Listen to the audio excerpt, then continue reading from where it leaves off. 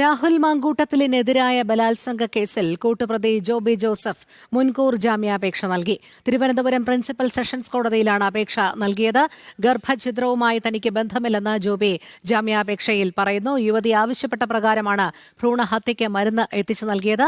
ജോബിയുടെ ജാമ്യാപേക്ഷ കോടതി ഇന്ന് പരിഗണിക്കും. MS വീണ ചേരുന്നു കൂടുതൽ വിവരങ്ങളുമായി. വീണ, ജോബി എന്തായാലും മുൻകൂർ ജാമ്യാപേക്ഷയ്ക്കായി കോടതിയിൽ ഹർജി സമർപ്പിച്ചിട്ടുണ്ട്. എപ്പോഴായിരിക്കും കോടതി ഇത് പരിഗണിക്കുക? എന്തെല്ലാം കാര്യങ്ങളാണ് രാഹുലിന്റെ കൂട്ടുപ്രതിയായ ജോബി ഹർജിയിൽ ആവശ്യപ്പെടുന്നത്, ഉന്നയിക്കുന്നത്?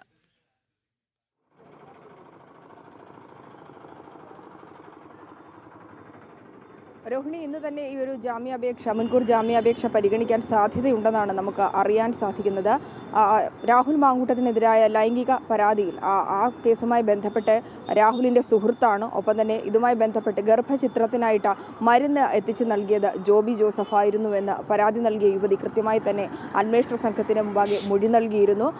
ജോബിക്ക് ഇക്കാര്യങ്ങളൊക്കെ അറിയാമായിരുന്നുവെന്നും യുവതി മൊഴി നൽകിയ സാഹചര്യം കൂടി നിലനിൽക്കുന്നുണ്ട്. ഇതുമായി ബന്ധപ്പെട്ട് തന്നിലേക്ക് അന്വേഷണം എത്തുമെന്നും ഒപ്പം തന്നെ കസ്റ്റഡിയിലെടുത്ത അറസ്റ്റ് അടക്കമുള്ള നടപടിക്രമങ്ങളിലേക്ക് അന്വേഷണ സംഘം കടക്കാൻ സാധ്യതയുണ്ടെന്ന് മനസ്സിലാക്കിയ സാഹചര്യത്തിലാണ് ഇപ്പോൾ കോടതിയിൽ മുൻകൂർ ജാമ്യാപേക്ഷയുമായി ജോബി ജോസഫ് സമീപിച്ചിരിക്കുന്നത്. ഇന്ന് തന്നെ ഇതുമായി ബന്ധപ്പെട്ട ജാമ്യാപേക്ഷ പരിഗണിക്കുമെന്നാണ് അറിയാൻ സാധിക്കുന്നത്. ഇതിൽ ചില വാദങ്ങൾ കൂടി ജോബി കോടതിക്ക് മുമ്പാകെ നിരത്തുന്നുണ്ട്. അതായത് തനിക്ക് ഇതുമായി ബന്ധപ്പെട്ട ഗർഭചിത്രത്തിനുള്ള മരുന്ന് നൽകുന്നത് യുവതി ആവശ്യപ്പെട്ടതിൻ്റെ പ്രകാരമാണ് താൻ മരുന്ന് എത്തിച്ച് നൽകിയത്.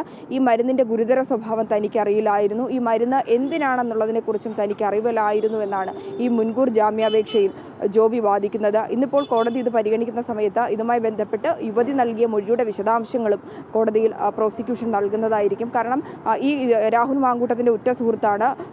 രാഹുൽ ആവശ്യപ്പെട്ടത് അടിസ്ഥാനത്തിൽ തന്നെയാണ് മരുന്ന് നൽകിയത്. ഈ മരുന്ന് എന്തിനുള്ള മരുന്നായിരുന്നു എന്ന് ജോബിക്ക് അറിയാമായിരുന്നുവെന്നും യുവതി മൊഴി നൽകിയിരുന്നുണ്ട്.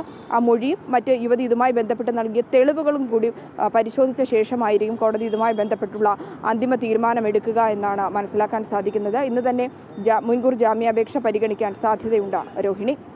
ശരി, MS വീണയാണ് വിവരങ്ങൾ നൽകിയത്.